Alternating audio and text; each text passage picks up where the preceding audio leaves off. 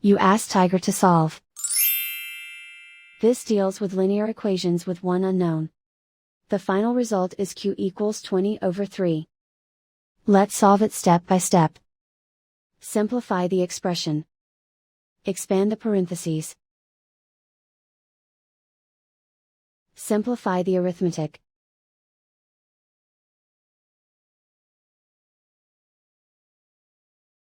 Swap sides.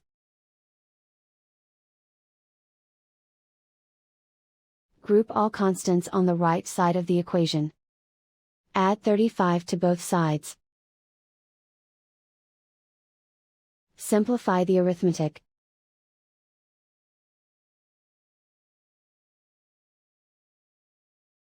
Isolate the q. Divide both sides by 6. Simplify the fraction.